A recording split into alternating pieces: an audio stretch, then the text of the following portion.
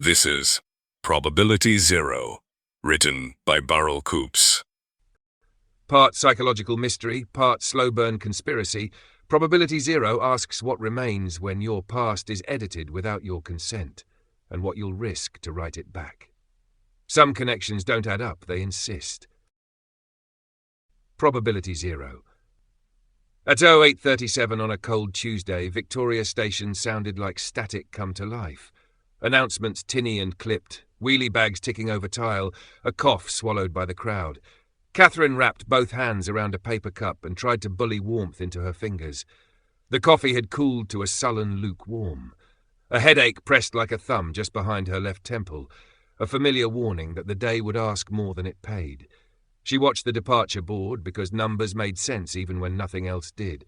Platforms changed, trains delayed, crowds reorganized, but the pattern never lied. Inputs, outputs, error bars. Which is why she noticed him. Not at first, no cinematic swell of sound, no spotlight through the station's glass roof. More like a small hitch in the rhythm of the morning. He stood slightly apart from the churn of bodies, as if a polite meter of air around him couldn't be trespassed upon. Coat collar up, hands in pockets, eyes flicking between the board and the platforms, counting seconds in the same quiet way she did. He wasn't remarkable. Not tall enough to be distracting, not handsome enough to be unmissable. Just familiar. Like a song heard once and recognized years later by a half-remembered chorus. Catherine lifted the cup, swallowed stale sweetness, and tried to place him. Had they worked together? Lived on the same street? A memory hovered somewhere out of reach, flickering like a faulty street lamp. The announcement rolled through the station, Brighton boarding. Not her route. She glanced up at the board, down at her watch, and when she looked back, the man was gone. The meter of clear air had collapsed, the space sealed over by bodies and bags and everything that moved without memory.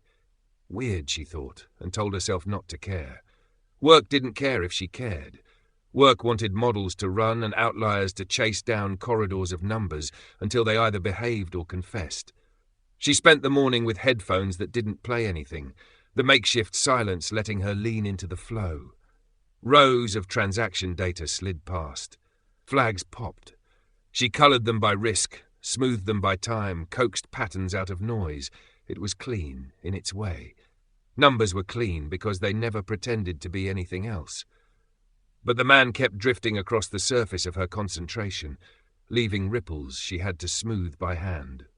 At lunch, she stared at her salad, lost to a calculus she hadn't wanted to start. If she left home at 08:02, arrived at Victoria at 08:29, and stood by the board at 08:33, the probability of standing within 10 metres of any given person for 30 seconds was stop it. People were not particles, she knew that. She also knew she would look anyway. It was small at first. A harmless query on the company directory. Avery, Daniel. She wasn't supposed to use internal searches for personal curiosity, but the human appetite for small rule-bending beat the desire to be pure. No record. Fine. LinkedIn? Too slow. She flicked to an alumni database she kept bookmarked for convenience. Grafton Hill Primary, Year 6, 1998. A class photo thumbnail loaded in a jitter of pixels, then sharpened. Rows of children in navy jumpers, their smiles the thin, ironed kind of school picture day. Catherine felt something tip inside her, as if she'd stepped off a curb she hadn't seen. There he was. Back row, third from the left. The same mouth, though smaller and uncertain, half committed to a smile. The same eyes tilted toward the camera and away from it at once. His name printed beneath. Daniel Avery. Her heart ticked once, hard. Then again. Her own 9-year-old self sat in the front row, hands folded, hair plaited too tight, looking as if she already knew the rules and liked them. She didn't remember him. Not a voice, not a single afternoon, not a shared sticker or stolen rubber. The absence felt like a shape someone had cut out of a photograph. She closed the tab, opened a new one, tried to shake it off. The afternoon dragged her back to the models. After 2 hours of disciplined ignoring, she allowed herself another 5 minutes and fell straight through them. Public records, birth registries. Avery Daniel, 12th June 1988, Islington. Her date. Her borough. Another step, electoral roll hits old addresses, the pale breadcrumb trail people leave whether they mean to or not. She found a Grafton Hill Sports Day programme scanned into a nostalgia blog, cup races and egg and spoon. A penciled note, almost comic in its banality. Avery second, Locke first in the three-legged. Locke was her. She didn't remember winning. She didn't remember running tied to anyone. When she finally blinked free, an hour was gone. She ate the salad, standing at the office kitchenette like someone trying to remember what eating was for, then excused herself early by telling the truth. Headache. She could feel it digging deeper, settling in. Her train home was late. She boarded in a longer, thicker wave of commuters, shoulder to shoulder in coats that smelled of rain and deodorant and someone else's day. At the doors, her shoulder brushed a chest. She mumbled an apology without looking and slid into a narrow wedge of standing space by the window. "Sorry," a voice said, well-mannered, a touch amused. No space left for elbows. She looked up and saw him, the same not quite remarkable face, the same sense of familiarity rising in her like a tide. This close, she noticed a slight scar above his left eyebrow, a pale dash half buried by his hairline. "You again," she said before she could grab the words back. He laughed once, a small sound. "I hope that's not an accusation." "Is it going to be?" she asked, because it felt safer to be sharp than curious. His mouth tilted. "Daniel?" he said, offering nothing else. She told herself she didn't have to say her name. People didn't have to become stories for each other on trains. But the habit of politeness sat tidily inside her. "Catherine," he nodded as if confirming a line on a page. The train lurched. 2 stops later, space opened, and they slipped into it together by unspoken agreement, as if they'd rehearsed the choreography. When the doors sighed at Vauxhall, he looked at her, as if they were already mid-conversation, and said, "You work with numbers, right?" Her stomach tightened. "How would you know that?" "Lucky guess." The smile again, but fainter now, like something he was holding under strict control. "You have the look." "What look is that?" "The one where your eyes keep measuring the room." He watched her watch him, then glanced at the window as if releasing pressure. "Nice evening for seeing your breath." "It's October," she said, and then wondered why she'd bothered.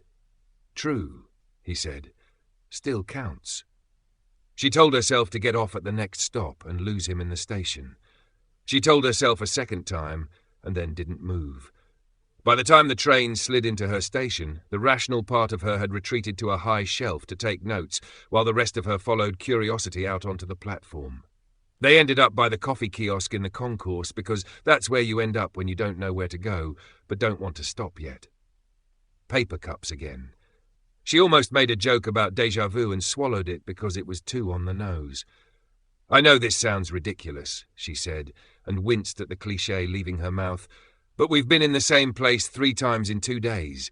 Statistically, that's 0, he said. She hadn't expected him to finish it, and certainly not like that, flat and certain. "What? Probability 0, he said. "That's what you're thinking." She felt the pressure at her temple turn cold. "How do you—" "You're a data analyst," he said. "You used to count stars in school. Said numbers were cleaner than people." He didn't smile when he said it. He sounded like someone remembering the shape of a sentence he'd once said himself. "Where did you hear that?" The words came out sharper than she meant. Her body had already shifted into the small brace people take up when they're about to run. "I didn't," he said, very quietly. "I just remembered." A gust rolled through the concourse, lifting napkins and the edges of a damp newspaper. His eyes flicked to the paper, back to hers. A long second passed, full of the kind of silence that makes you feel as if something is listening. "Tell me what's happening to us," he said. There it was. The us she'd tried not to step on, laid on the floor like a wire. Catherine didn't sleep. She lay on top of the covers with her laptop balanced on her knees and a tower of school yearbooks in digital windows. Every face was a small clock wound to a particular expression. She clicked through them. There he was, again and again.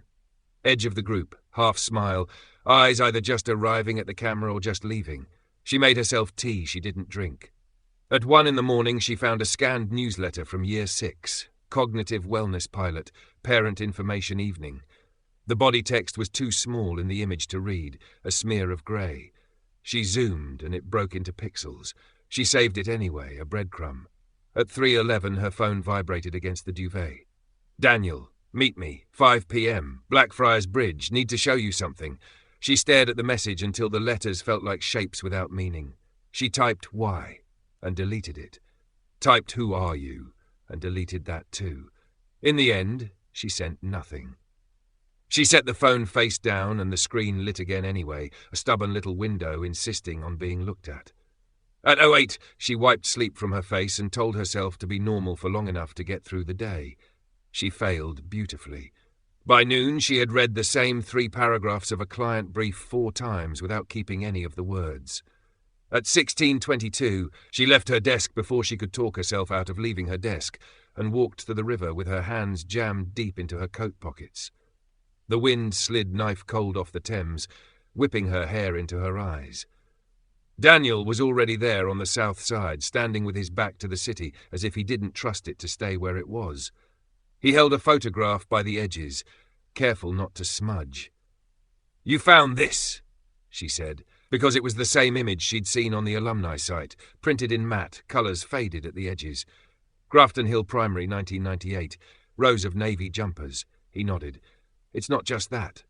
He turned the photo over. On the back, in smudged blue ink that sank slightly into the paper. To Daniel, from Catherine. Best friends forever. Her name in her own neat, prim handwriting. The neatness made it worse. She felt the ground under her tilt, the world recalculate itself around a missing variable. "I didn't write that," she said, and then, softer, "I don't remember writing that." "I don't remember you writing it either," he said. "Not properly. Just flashes." He squinted past her as if the memory were somewhere behind her shoulder in the wind. A blue bike. You crying over a hamster. A game of hide-and-seek in the old storage shed, because it smelled like glue and dust and felt like a secret. The headache pulsed once and then something else took its place. Not pain. A light switching on in a room she hadn't known she was standing in. A boy with skinned knees. A red balloon caught on a church spire. A girl, herself, laughing so hard she hiccuped. The images arrived without sound and then flooded with it, oxygen rushing into a sealed space. Her legs gave up their argument with gravity and she sat hard on the cold stone bench. Daniel sat beside her, not touching. The river moved like muscle. "I think we were meant to forget," he said. She stared at the photo, at the little blue promise she had apparently once made with all the seriousness of 9. The wind pummeled the paper against his fingers. "Who would do that?" she asked. His jaw worked as if chewing something he couldn't swallow. "I don't know, but 3 times in a week. Probability 0, it feels less like coincidence and more like—" "Design," she said, and tasted the word. He looked at her, relieved at being met in the middle. "Maybe we're circling back to something someone tried to erase." Catherine closed her eyes. The numbers had nowhere to go in this. The models didn't know how to fit a missing summer, a boy who had apparently stood next to her in photographs for a year she did not own. The Thames breathed cold and indifferent below them. "I don't know what this is," she whispered. Daniel nodded once, slow, as if agreeing to a contract neither of them had seen. He turned the photo back over and slid it into an envelope, the motion oddly formal. When he spoke, his voice had narrowed to something steady. "Then let's find out." She opened her eyes and the city looked the same, which felt like an insult. She thought of the newsletter, the smear of text she couldn't read. She thought of the way the man had stood in the station, his meter of untouched air as if memory respected borders. "Okay," she said. A gull screamed. A bus sighed over the bridge. Somewhere above them a plane stitched a white seam through grey. She didn't see the man on the far side of the bridge at first, the one pretending to watch the water. She noticed him the way she'd noticed Daniel the first time. A small hitch in the rhythm, the coat too new, the stillness too precise. When he turned away, it felt less like leaving and more like resetting. Catherine stood, heart suddenly loud in her ears. She couldn't have said why she looked back at the photo in Daniel's hand, only that she did, and when she'd the neat blue letters of her promise looked like evidence. "Someone's watching," she said. Daniel didn't turn. His mouth tightened. "I know." The wind rose and the paper trembled between his fingers as if it were afraid. The morning after the bridge, Catherine went to work like a person slipping into a borrowed life. Her pass beeped at the turnstile, her screen bloomed to blue, her model loaded the way it always did, but the photo in her head wouldn't fade. To Daniel, from Catherine. Best friends forever. The neatness of the handwriting, the shamelessness of 9-year-old promises, the way the wind had tried to tear it out of his hands. By 10, she had 3 flags raised in her fraud model and 1 in her own life. She minimized the analytics window and opened the alumni site again. The Year 6 page spun and returned an error, 404, page not found, where last night the class photo had been. She refreshed. Still gone. She copied the URL into a text file, the way people in bad films do when ghosts start rearranging furniture. She tried something else, the nostalgia blog with the scanned Sports Day program. It loaded, then jittered. A pop-up apologized that the archive was temporarily down for maintenance. The timing sat heavy as a hand on her shoulder. She phoned Grafton Hill Primary. The receptionist sounded kind, harried, and suspicious of anyone who wanted anything. Records from 98? The woman repeated. That's before my time. We did a digitization 2 years ago. If it's not on the site, we probably haven't got it. What about parent newsletters? Catherine asked. There was one about a cognitive wellness pilot. Cognitive what? Papers shuffled. No idea, love. Perhaps try the Borough Archive? She tried the Borough Archive. A recorded voice suggested she email. She emailed. An auto-reply told her they were experiencing a high volume of requests. She stared at the bland politeness of it and felt a childish urge to knock something over. By lunch, the headache that had been hovering decided to move in. She took her sandwich down to the street and ate it walking, letting cold October air pare her thoughts down to the edges. Across the road, a man stood with his phone held up at chest height, the camera lens peeking above the case. He wasn't aiming it at her. He was aiming it at the street, the way tourists do, but he didn't move when the crowd moved. He had the precise stillness of the man on the bridge. Catherine turned into a side street and then another, doubling back to see if he followed. He didn't. The sandwich tasted of cardboard and mustard she hadn't asked for. At her desk, she typed Cognitive Wellness Pilot 1998 London into a full web search and got a blizzard of irrelevant links. Blog posts about meditation, a defunct charity appeal, a paper paywalled behind a journal she couldn't access. She added Grafton Hill and came up with nothing. She added CWP and found a PDF about flood defences on the south coast. Somewhere between maddening and funny, something tightened in her chest. At 4, she messaged Daniel. Catherine, the alumni page vanished. He didn't reply. 5 minutes. 10. She told herself to stop watching the little typing cloud that never appeared and got as far as telling herself again when her phone buzzed. Daniel, meet me. Camden, the market. 6. She stared at the screen. The sensible part of her suggested a neutral cafe with CCTV and receipts.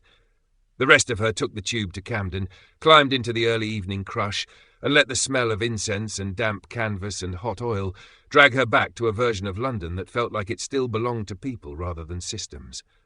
The vinyl stall spilled sleeves like a bright, impossible tide. 2 booths over, a vendor had arranged second-hand paperbacks in a kind of precarious rainbow. Catherine drifted there, almost without deciding to, running a finger along cracked spines. The end of eternity was wedged between a battered king and a summer-faded Le Guin. She pulled it free with a small, secret pleasure you only get with books that once meant something. A hand brushed hers.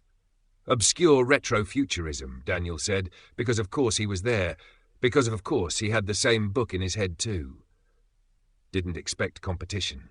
She breathed out, half a laugh, half an apology to the part of her that wanted the world to stay rational. You again. This time, he said, I'll accept the accusation.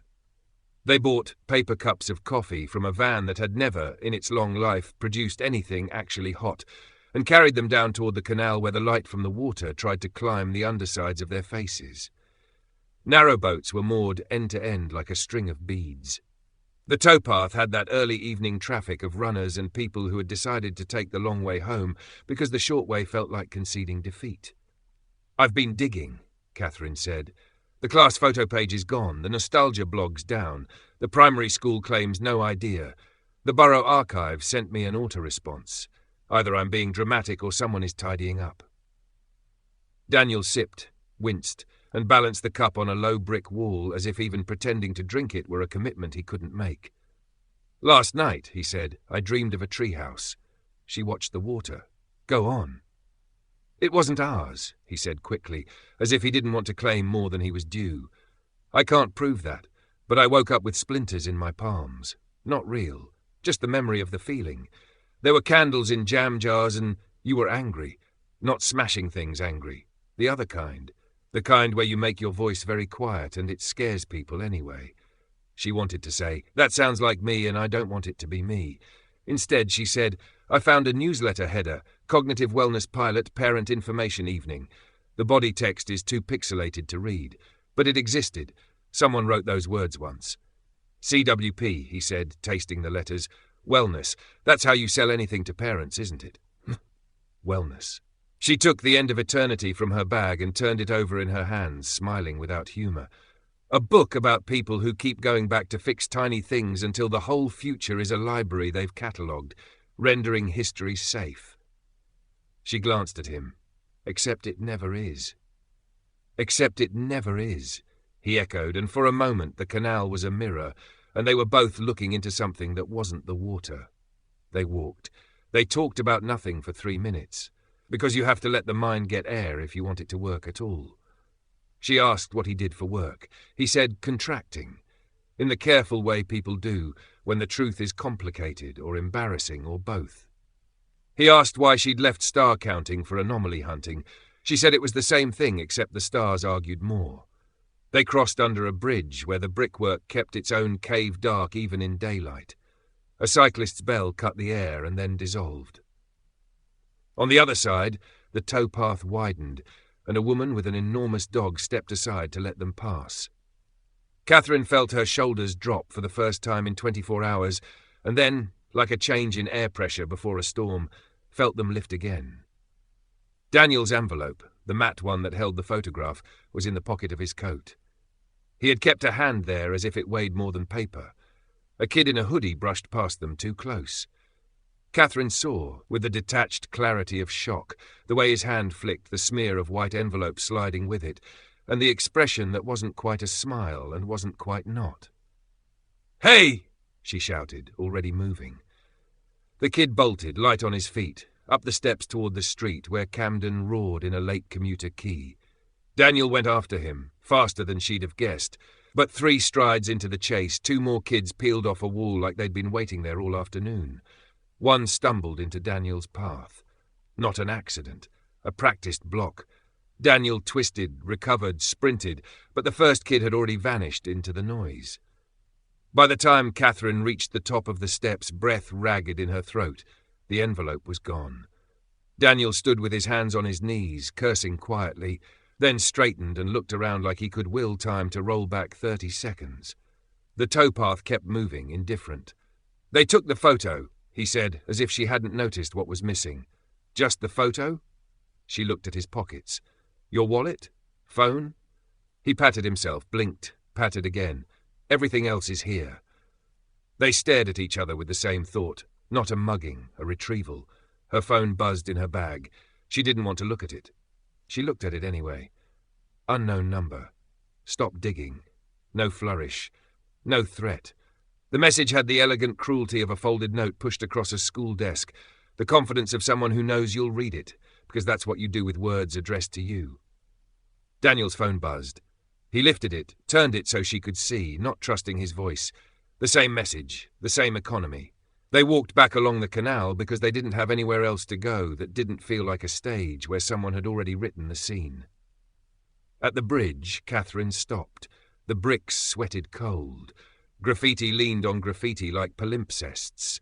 She pressed her palm to the wall as if it might remember the heat of all the other hands that had done the same. "I keep thinking about the 3-legged race," she said, the penciled note. "Avery second, Locke first." She tried to laugh and couldn't quite get there. "I don't even like running." "You would have," he said, "if you were tied to me." A boat chugged past. The wake hit the bank and washed their shoes in the smallest wave. Catherine let the cold climb her ankles to her shins and thought of the boy on the bridge with the camera, of the kid with the envelope, of the way the alumni page had vanished like a magician's coin. "Someone is tidying," she said. "And not because they are neat," Daniel nodded. "Then we untidy." "By doing what?" He stared at the black mouth of the tunnel where the canal slid under the road and came out somewhere else. When he spoke, the decision had already been made in him, and she felt it land inside her too with the gentle inevitability of a key turning. "We go back," he said, "to the beginning, Grafton Hill." Catherine looked at him, at the scar above his brow and the stubbornness under his breath. She thought of the receptionist's kindness, of the archive's indifference, of digital pages blinking out like stars in a city sky. She thought of the word wellness, and how it always sounded like a promise you couldn't ask to see the receipt for. She drew a circle on the brick with her thumb, a dark wet ring fading as soon as it formed. "Tomorrow," she said, "after work." He nodded. "Tomorrow." They stood there until the cold decided they'd had enough courage for one evening and started taking it back. When they finally turned toward the station, the city rose to meet them, ready with lights and noise and all the tricks it used to make you think you were the one doing the choosing. At the top of the steps, Catherine glanced back down the towpath, and for a second, just a second, she saw the kid in the hoodie standing in the shadow under the bridge. Envelope in hand, not running, not laughing, watching. She looked away first. They met at the gates just after 6, the kind of London evening that never quite decides whether to be dark. The street was already giving itself back to cats and foxes. Behind the railings, Grafton Hill Primary looked smaller than it had any right to be. Brick and glass, and a new bit grafted onto an old bit, the whole thing hunkered down as if braced for weather that never came. "This used to be enormous," Daniel said, hands in his coat pockets like he was keeping them from reaching for something. "Or we did." "We did," Catherine said. She could feel the map of the place under her skin, even with the new build stitched on. A corridor where the smell changed from books to bleach, the turn where the dinner hall opened like a mouth, the door to the old storage shed that had always stuck in winter. A cleaner pushed a trolley across the foyer. Lights were on in a handful of classrooms, poster-bright maths displays, laminated encouragements that looked as if they'd been written by people who actually believed encouragement worked. On the railing by the gate, a laminated sign in cheerful font asked visitors to report to reception and wear a badge at all times. Catherine took a breath that tasted like the last day of term and said, "We should try asking first." "Always a plan," Daniel said, and followed her in. The receptionist was not the voice from yesterday's call. This one was younger, amused in the way people get when adults come back to school as if they've arrived in the wrong costume. "Records?" she said after Catherine had tried out a gentle selective truth. "From the 90s? I can ask the head, but the archive lot usually swoop on anything older than 5 years. Data protection, safeguarding. We can't even put 'well done' on the website without 15 forms and a blood oath." "We're alumni," Catherine said. "We just wanted to look." The receptionist gave them stickers that said "Visitor" in big forgiving letters and waved them toward the corridor with the wary kindness of someone who knows none of this is her job. The corridor had lost its smell of dust and glue. It smelled faintly of citrus and disinfectant and the ghost of broccoli. The wall displays were explosions of colour, phonics frogs and geography maps that had Greenland far too big. That tug under her ribs again, the one that had been there since the Thames, tightened when they passed year 6. She stood at the threshold and let the shape of the room find her. "We sat on the left," Daniel said, surprising himself with the certainty, "near the windows. You hated glare, but you liked looking out. You used to count cloud shapes when you were meant to be reading." She didn't remember that version of herself. She wanted to distrust it, to be insulted by it, to correct it. Instead, she put her hand on the cold metal of the radiator, and a memory unrolled so cleanly that for a second the present went transparent. The metronome ticked. Not in the classroom, somewhere smaller. A room where the paint had been the colour of boiled potatoes and the blinds had never opened properly. She sat at a desk with a white line scored into the surface where someone had pressed too hard with a ruler. Across from her, a boy with his fringe falling into his eyes. Daniel, always almost hiding, tapped his finger in time with the tick. Excellent, a voice had said. Not the head, not any teacher she could name. A woman with a chalk-bright smile and hands that were careful without being kind. Again, you're very good at synchronizing. The corridor's air returned. Someone wheeled a trolley of laptops past. The present reclaimed her, but the metronome kept ticking somewhere behind her teeth. Nurture room, Daniel said, reading the sign over a newly painted door farther along. That's new. Catherine stepped closer. It was the kind of room a school tries to have when it's learned new language for old problems. Soft chairs, fairy lights, a wicker basket of fidget toys. On the notice board, worry monsters drawn in felt tip and requests to name feelings that children are historically reluctant to meet. She scanned the laminated posters until, tucked half behind a paper rainbow, she found a water-stained certificate in a plastic sleeve. Grafton Hill Primary, pilot participant, 1998, Cognitive Wellness Program. The logo was a triangle with soft edges and a coil of something that could have been a brain or a river threaded through it. At the bottom, partner, Albion Institute, and a phone number with an area code that didn't exist anymore. Her skin went cold as if she'd opened a freezer door. For a moment, she saw the same triangle on a clipboard, embossed in blue, the coil threaded through it in a way that made her think of the line that had scored that old desk. I knew it, Daniel said, except he sounded miserable about having been right. They didn't find the head. They did find a woman in a cardigan who had the harassed authority of a deputy and the good sense to be sceptical. Cognitive, what? She said, echoing the receptionist from yesterday. We had something like that before my time. The 90s were full of initiatives. She smiled in apology to the decade. We had a leak last year and boxed up the old stuff to send to the borough. If it's not gone yet, it'll be in the basement storage, which we don't let people in. The last sentence was a reflex more than an order. Health and safety. Catherine was about to nod and retreat like a good visitor when Daniel, with an ease that made her wonder what kind of jobs his contracting covered, said, "Totally understood. We'll be quick." They weren't. The deputy's swipe card decided to be temperamental and the lift decided to be slow. The basement smelled of dust and recent mould and the kind of paper that has learned patience. A strip light hummed itself into a headache and then stayed there. The deputy found a stack of unlabelled boxes and gave them a look that said, "Touch nothing," and a second look that said, "I'm going to answer an email at the end of the corridor and pretend I didn't see you touch everything."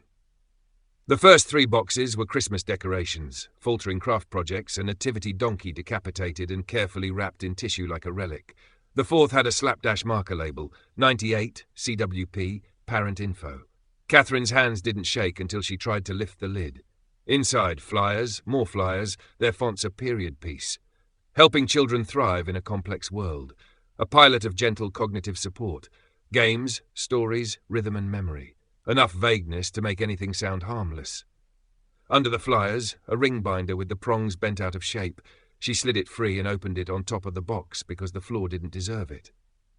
Attendance lists, parent signatures, columns headed Session A through Session H, and then a sheet with pairs typed in block letters, a name on the left, a name on the right, the pairs arranged like chairs at a school disco. Avery, Daniel. Locke, Catherine. Her mouth went dry. She ran a finger under the line as if it might smudge and incriminate her. Down the page, more pairs, some she half recognized from the class photo and some that meant nothing at all. In the corner of the sheet, a stamped logo of the triangle and coil and a line of text that had died in the photocopier. Cognitive resin. Then a smear. Daniel stood close enough that the heat of him reached her through her coat. "We were paired," he said, not quite breathing it. She turned the next page. Notes, not thorough ones, little clinical fragments that made her think of fish bones. Session C, tone-matching dyads. Session F, story exchange. Subject B refused to include negative affect. Next to their names, a line that dropped through her like cold water. Pair A47 exhibits high synchrony. Consider little. "What's extended protocol?" she asked, as if the word might decide to tell the truth if she kept her voice reasonable. He didn't answer. He was looking past the binder at the bottom of the box. She followed his gaze and found a Ziploc bag with wristbands, white hospital plastic, child-sized. each with a number scrawled in biro and a dot of colour that had bled into the plastic. She fished until she found A47. The plastic was brittle with age, the tiny clip still closed with a snick that sounded like a decision. She didn't remember wearing it. She remembered the feel anyway. The itch under the edge and the relief of picking it when you weren't supposed to. Footsteps in the corridor. The deputy's voice too bright. "I'm just going to pop upstairs. The head says 10 minutes. Daniel moved before the rest of him decided to, sliding the wristband into his pocket like a coin. Catherine slipped the pairing sheet between two flyers and closed the binder so fast the rings sighed. By the time the deputy appeared in the mouth of the storage room, they were admiring a box of laminated phonics as if that had been their intent all along.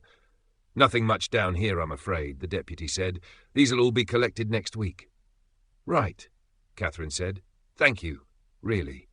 Back in the corridor, the ordinary world felt like something stolen. Children's art wobbled on display boards. A notice about a bake sale wanted volunteers. The deputy peeled away at the stairs with a wave. At the foyer, the receptionist lifted a hand without looking up from her screen. Outside, the gates clicked behind them. The evening had made up its mind and become night. The air tasted like rain that might not arrive. They walked without speaking, the way you do when words feel like scissors and you're not sure what string you're about to cut. At the corner, Daniel stopped. He took the wristband out of his pocket and turned it in his fingers so the biro number caught the streetlight. A47, the dot of colour faded to a bruise. "I can hear it," he said. "Hear what?" "The metronome." Her breath snagged. "Me too." For a moment they stood like children waiting for the next instruction. It came the way the first memory had, with the feel of a small room and a voice like a smile. "We're going to play a game called Statue. When the metronome stops, you forget what you were thinking. When it starts again, you try to remember. If you can't, that's okay. That means you're well." "Well," Catherine said and laughed once, a sound with no humour in it. "Wellness." They were not alone on the pavement. A man leaned in the doorway of the newsagent 2 shops down, smoking as if it were a job. His coat looked like it had never been rained on. When Catherine glanced his way, he glanced away. The tidiness of the movement made her skin prickle. Her phone buzzed. She didn't want to look. She looked. Second warning. No number this time. No bubble telling her where it had come from. Just the message, sitting there like a fact that had always been true. Daniel's phone lit in his hand. He showed her without speaking. Same words, same emptiness where a sender should be. "Extended protocol," Catherine said, because it was either say that or say I'm afraid, and she wasn't ready to give anyone that yet. If the pairing didn't take the first time, what did they do the second? "Buried it deeper," he said. His jaw had that set to it again, the stubbornness that felt like an old friend she'd never admitted to knowing. They walked to the corner where an oak pushed its roots under the pavement with the quiet, destructive patience of trees. Across the road, a new block of flats wore balconies like armour. A bus sighed past, windows bright, faces briefly lit like fish in an aquarium. "Tomorrow," Daniel said, "we go to the borough records. If the school had boxes, the borough will have more. There'll be an Albion Institute somewhere that isn't just a nice logo." Catherine nodded. "And the tree house," she said, surprising herself with the certainty that rose to meet the word. "We had one. I can see the jam jars. I can feel the splinters. We're sure it was real?" She looked at him, and for a second they weren't 2 adults under a streetlight but 2 children keeping a secret at the edge of a field they weren't supposed to cross. "It was real," she said. "We made it real." The man in the newsagent doorway dropped his cigarette, ground it under his heel, and stepped back inside without buying anything. The door chimed cheerfully to cover the fact that he didn't look at the counter at all. "Someone's still tidying," Daniel said. "Then we untidy faster," Catherine said, and when they split at the station she checked the reflections in the glass before she stepped on the train, because you don't always see what's behind you when you look back. Her carriage was half full and gentle with tiredness. As the doors closed, a child somewhere to her left tapped a plastic ring against a window, a small, steady beat. It took her too long to recognize it. When she did, she closed her eyes, and the sound didn't stop. The Borough Archive lived in a brick annex behind the town hall, a building that looked as if it had been told to be modern and settled instead for polite. Inside, the air ran cool and dry, the kind of climate that prefers paper to people. A librarian with a greying braid asked for ID and purpose, and then, after Catherine said school records and late 90s, with the practised vagueness of someone trying not to frighten a skittish horse, slid 2 forms across the desk. "Local studies room is at the end," she said. "Pencils only. No bags at the tables. If you take photographs, please log the reference numbers." They signed their names as if the act would fix them in time. The reading room had 6 tables, 4 lamps, 1 man asleep over a map, and a silence that made you aware of your shoes. Daniel moved with the careful competence of someone used to not being in the way. Catherine filled out a retrieval slip for Education Health, pilot programs 1997 to 2000, and added, almost as an afterthought, Albion Institute in the subject line. The first trolley arrived with the soft triumph of rubber wheels, boxes stacked like patient animals. Catherine pulled on cotton gloves and took the top lid off. Minutes from a Borough Children and Families Committee meeting, 1998. Everything typed in a font that made every letter look a little tired. She scanned columns of budgets and acronyms until a line sharpened as if the page had slid into focus. Item 7. Partnership, Cognitive Wellness Program, CWP, Albion Institute. She tapped the margin. Daniel leaned in. The summary was short and soft-edged. Pilot intervention supporting emotional regulation and peer synchrony in mixed ability classrooms. Voluntary participation, parent information evenings, 8 sessions per cohort, safeguarding compliant. Below, the vote carried. Peer synchrony, Daniel murmured. That's a word, isn't it? It's a sales pitch, Catherine said, though a part of her made a note anyway, a term with edges. They worked the next box. Memos, letters, the polite warfare of local government. A covering note from the Albion Institute on crisp paper with a blue triangle logo and the coiled line threaded through it. We are pleased to support the borough in pioneering non-invasive cognitive wellness for young learners. The phrase non-invasive felt like a glove turned inside out. At the bottom, a photocopied document with a header smudged by too many runs through too many machines. Albion Institute, Behavioural Sciences Unit. The body was dense, but Catherine's eyes snagged on the phrases that didn't know how to dress themselves up. Selective memory attenuation, SMA, controlled via metronomic gating. Narrative overwrite through dyadic exchange, extended protocol for high synchrony pairs. There it was again, extended protocol, and below it in a table what looked like a key to their own code. Pairing schema.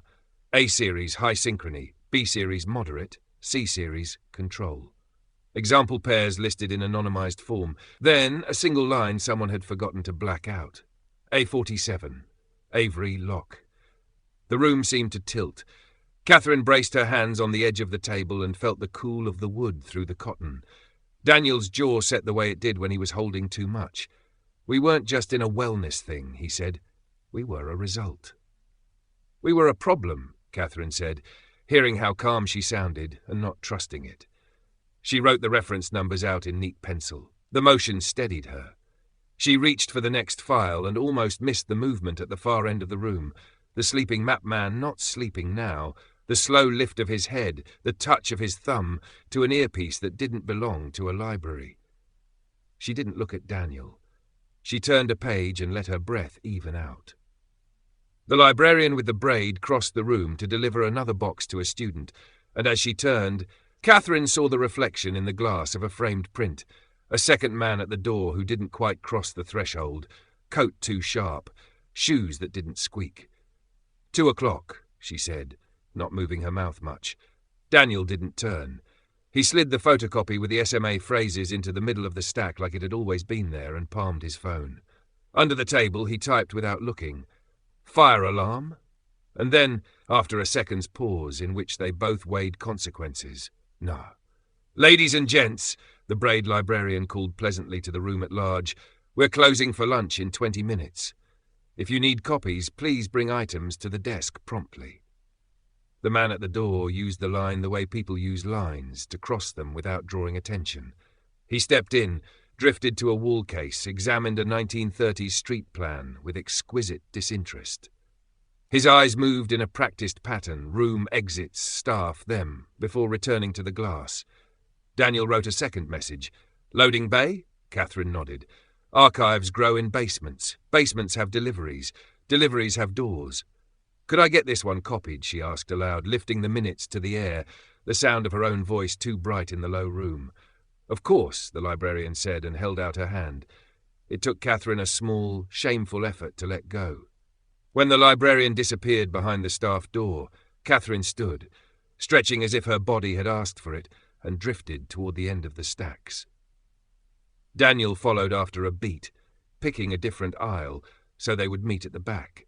Between them, concealed by shelves and the geography of the room, they found the narrow service corridor and the sign that said deliveries, no public access, with a level of confidence that had never met Londoners in a hurry. No public access, Daniel said softly. We're private.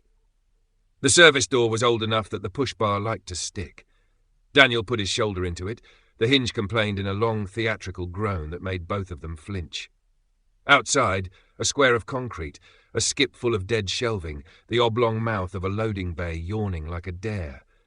Catherine stepped into air that smelled of wet cardboard and diesel and relief. The second man came through the corridor before the door had swung closed. He didn't run. He arrived. Behind him, the not-sleeping map man, and far down the corridor, the Braid librarian's voice, "Excuse me, no access there, sir." Catherine pulled the door fully open and walked.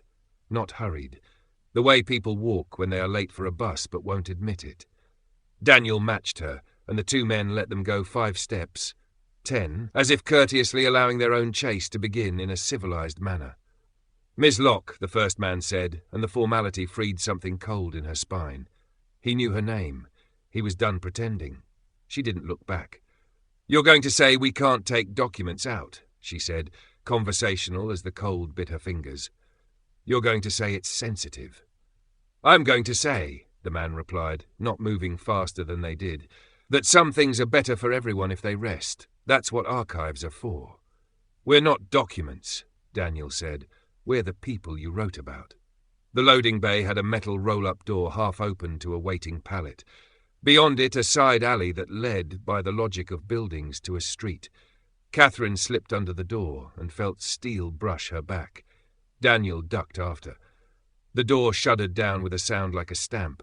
On the other side, the men did not lift it. They were not the sort to scramble. They would go the long way around, the easy way, the way that ended where it wanted to. They ran the alley's length and came out into an ordinary weekday. Schoolchildren with scooters, a bin lorry reversing, a woman arguing kindly with a toddler. Normality is protection if you let it be. They moved fast without looking like they were moving at all, and boarded the first bus that moaned to a stop, sitting separately, eyes forward, shoulders that didn't know each other. 2 stops later, Daniel got off. Catherine stayed. She watched in the smeared reflection for coats that didn't crease and didn't see them. At the 3rd stop, she stepped down and crossed the road as if she had meant to all along. Her heart discovered new places to beat. They met again in a cafe that had not changed its curtains since 1992, the kind of place where tea arrives with a tea cosy and a biscuit you didn't order. The waitress looked at their faces and brought sugar without being asked. Daniel took out his phone and laid it face down between the cups. "They knew your name," he said. "They've known it a long time," Catherine said.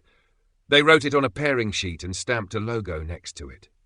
She told him about the SMA phrases, the dyads, the metronome in the language. He told her he had seen the earpiece before the man touched it, that his body had recognized the choreography even while his head was catching up. "They don't want us to read because reading is remembering," she said. He nodded, but his eyes were on the window. Rain had started while they were inside and quit in that way it does when it only wanted to be noticed. "I keep dreaming the treehouse," he said. "Not the whole of it. Bits. Jam jars with candle wax running into the grooves. A biscuit tin with a dent in the lid. You saying a password before we climb the rope." She felt the word before she knew it belonged to her. "Blue bike," she said. He blinked. "Red balloon. Don't look back." The phrase arrived fully formed, the rhythm of a child's oath, the ridiculous seriousness children give to what saves them. They were quiet for a time because the room asked for it. Somewhere behind the counter, the radio played a golden oldie like a memory everyone had agreed to share. Catherine took the napkin the biscuit had rested on and drew a map in pencil. The school, the church behind it, the line of scrub and nettles that used to be waste ground before someone learned to say development opportunity. Her hand knew the path the way feet remember stairs in the dark. There was an oak, she said. 2 gardens over. We said it was ours. We buried something, Daniel said. I can't see it, but my hands remember the soil. You had blue nails from chewing pen lids. There was dirt under them, and you were furious about it. She closed her eyes and saw the nails, saw the bite marks in the plastic, saw a jam jar holding 3 pencils and a folded paper note with her careful block letters on the outside. If we forget. They went at dusk because some places in London are better met when the day has decided to leave you alone. The church railings wore black paint in thick old coats, the kind that looks as if it remembers the hand that laid it on. Beyond, the new flats sat behind keypads and hedges, their balconies holding plants with names.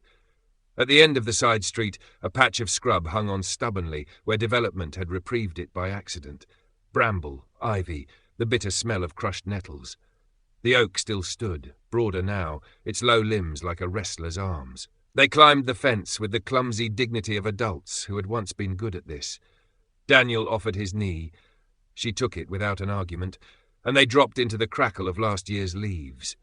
The tree had a scar where an old board had once been nailed, the hole filled and healed crooked. Someone had removed the ladder of nailed slats. The trunk held the ghosts of them. Here, Catherine said, and put her palm to the bark. The world that had been behind glass opened, not all at once. In slices, a laugh that had been hers, high and certain, Daniel's skinny elbow with a scab the size of a coin, the smell of hot sap and grass. The biscuit tin lived at the roots where the soil dipped, the place they had called the cellar, lined with stones and very serious intention. She began to dig with her hands, and the act was so exact a match to the memory her body went ahead without waiting for permission. The soil was damp and gave under her fingers with the reluctance of old secrets. Daniel crouched opposite and dug too, slower, methodical, as if he were uncovering something alive. They hit metal. The sound tapped through the earth into their bones, a dull, bright ping. Catherine brushed the lid with her sleeve, and a dent presented itself, the dent from a fall that had once been a tragedy on a small scale. She looked up. A man stood 5 paces beyond the roots, under the deeper shadow where the oak's canopy held the night off. He had the particular stillness of someone very tired or very trained. In the half-light, she saw a face that wasn't young and wasn't old, the yearless kind you find in photographs of committees. "You were never meant to find this," he said, and the words landed with the unshowy certainty of someone who had waited a long time to say them. "But since you have, we need to talk before you open that box." He didn't blink when they froze. He didn't step closer either. The man stood in the shadow of the oak as if he'd been grown there, coat zipped to the throat, hair like steel wool, a face built for committees and never once surprised by a vote. "You were never meant to find this," he said again, "but since you have, we need to talk before you open that box." "Who are you?" Daniel asked. His voice sat low in him, controlled by habit more than ease. The man lifted both hands, slow, empty. "Dr. Edwin Mercer, Behavioral Sciences Unit, Albion Institute." The names landed without flourish. "I'm retired. I expected to die with your files still sealed." Catherine's fingers were still in the dirt. The biscuit tin was half up, half down, a memory with its lid on. "You sent the boys to take the photo. You sent the men to the archive." "No," Mercer said. "Others did. People who still like tidy stories. I came alone." "How reassuring," Daniel said dryly. Mercer's mouth moved once, the idea of a smile that didn't know how to begin.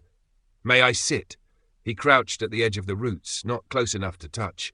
"This will sound worse than it was meant to be. It will also sound better than it was. Both are true." Catherine's hands lifted, slow, a reluctance in the tendons. She rested them on her knees. "Talk."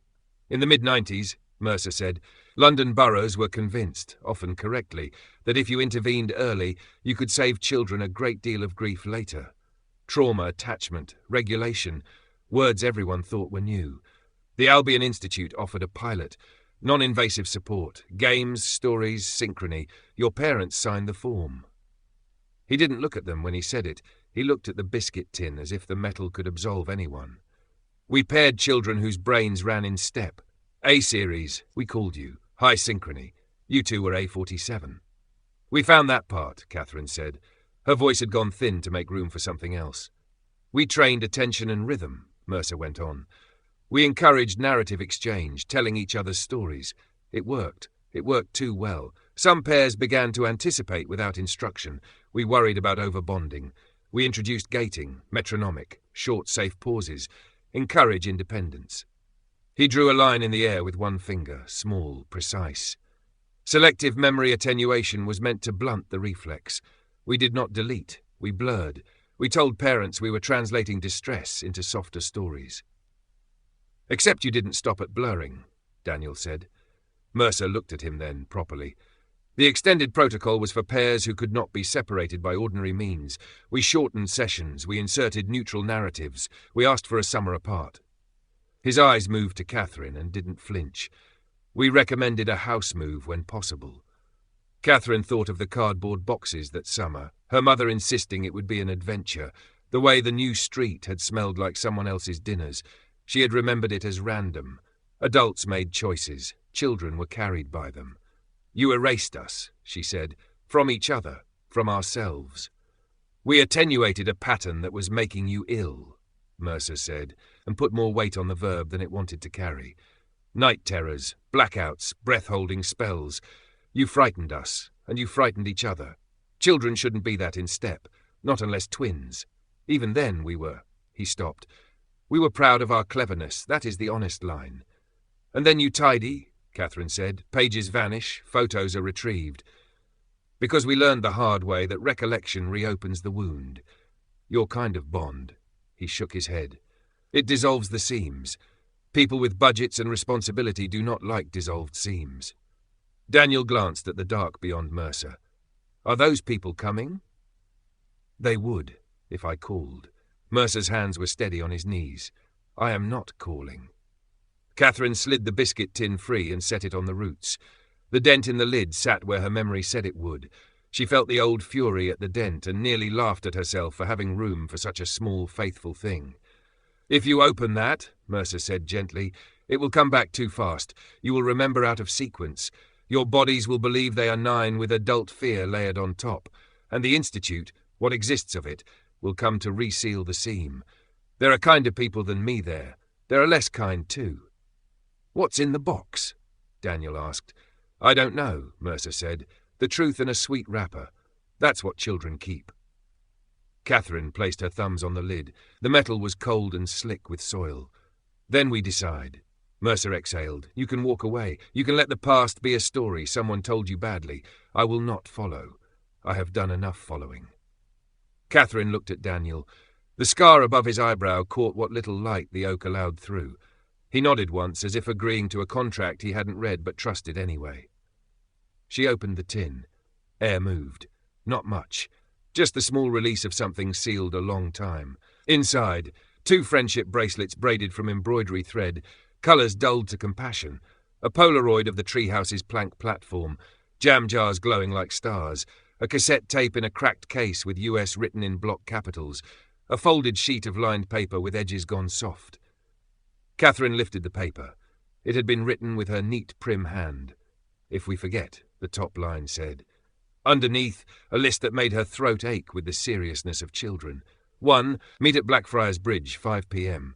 2. Password blue bike, red balloon, don't look back. 3. Open the tin. 4. We're best friends forever. 5. If we're scared, listen to the tape. Daniel laughed once, helplessly.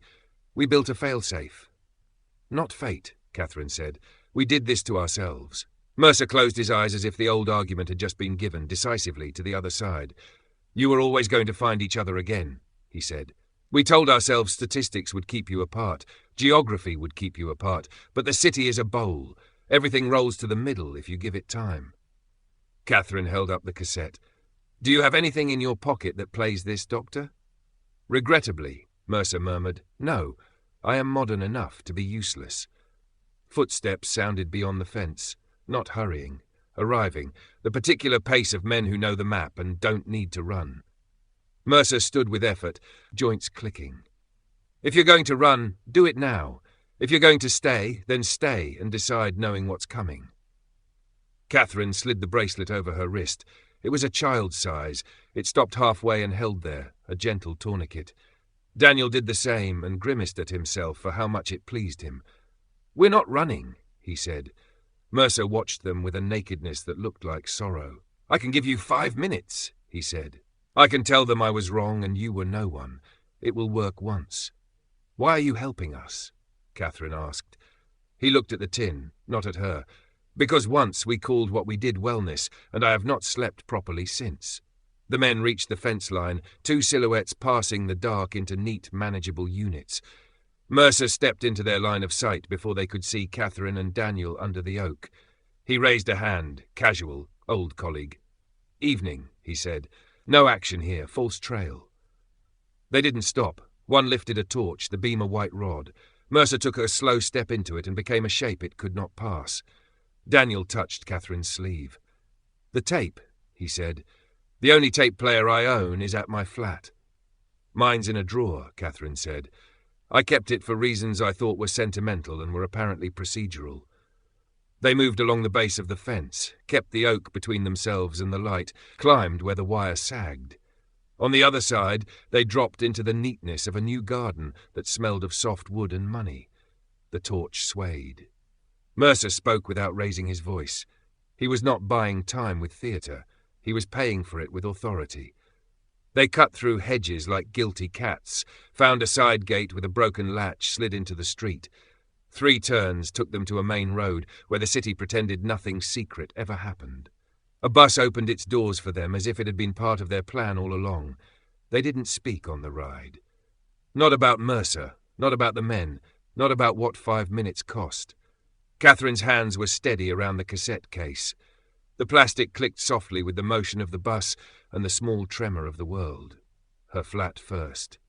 Drawer, old Walkman pushed behind batteries and adapters and the life that collects around objects you can't let go of. Fresh batteries found in a different drawer on a hopeful instinct she was grateful for. The tape slid in, the lid clicked shut, the wheels turned. Static. Then a child's breath, loud because the recorder had been held too close to a mouth that didn't yet know about levels. "Testing," a boy said. "Testing 2. Daniel is cool." Then a giggle that hurt to hear because it lived inside them somewhere. "Okay. Hello, future us. If you're listening, you forgot, which is annoying. We're in the treehouse, and we're not allowed to be, but we are anyway." Catherine's own child voice followed, clear and solemn. "We promised to meet on Blackfriars Bridge at 5 if we forget. We promised to say blue bike and red balloon and don't look back. We promised to be best friends forever, even if we don't remember what that means. Because we will again." A rustle. Daniel the boy. "Also, we hid biscuits, but we ate them." Both laughed too hard at their own joke. In the background, the tiniest knock, tick, tick, tick, as if the metronome had found a way into the tape despite everything. The recording ended abruptly, as homemade recordings do when someone forgets to press stop until later. The room was suddenly full of now again. Catherine set the Walkman down like it might bruise. Daniel sat with his elbows on his knees and his face in his hands, not crying, just containing. "What do we do?" he asked, fingers muffling the words. She looked at the bracelets on their wrists, halfway between child and adult, ridiculous and true. She thought of Mercer's careful hands, of his offered 5 minutes, of the men at the fence, and the certainty in their pace. She thought of the list on the paper, the control a 9-year-old had tried to take over a future that wouldn't belong to her for a very long time. "We remember," she said. "We let it come back slow. Not with their metronome, with ours. We tell the story to ourselves until it stays." She breathed once, steadying herself against the shape of the choice, and then we decide who else hears it. "Press," Daniel said, without much hope. "Maybe," she said. "Maybe not first. Maybe the people who were in the pairs, the ones who have headaches and habits and don't know why." He nodded into his hands. When he lifted his head, his eyes were red-rimmed and very alive. "We untidy faster." We untidy faster, she agreed. They walked to the river because the night asked for it. The Thames moved with its patient muscle, the city draped along it like a necklace someone had grown bored of counting. On Blackfriars Bridge, buses sighed and strangers glanced and moved on.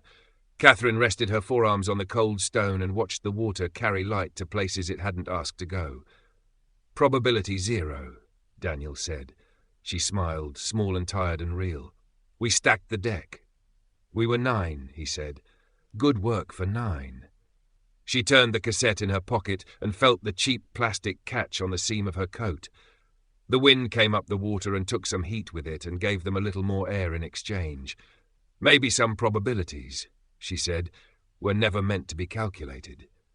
He took her hand without asking, and she let him, and the city stayed standing, and the water kept moving, and somewhere on a desk that had once been hers, a model ticked on unbothered by the stories people told to live. This was Probability 0, written by Barrel Coops. I hope you enjoyed my short story. Please hit the subscribe button so you don't miss the next one. I have written over 500 short stories over the years under many pen names. I will be updating these and recording them under the Barrel Coops name. I will be listing them on YouTube as fast as we can get them recorded. They will include historical drama, humor, adventure, romance, period drama, mystery, thriller, war stories, spy stories, revenge, horror, psychological horror, dystopian, disaster, children's stories, love stories, and more. Too many to name. Something for everyone. If you enjoyed this story, please give it a thumbs up. It helps others find my channel. Until next time, thank you for listening to the end.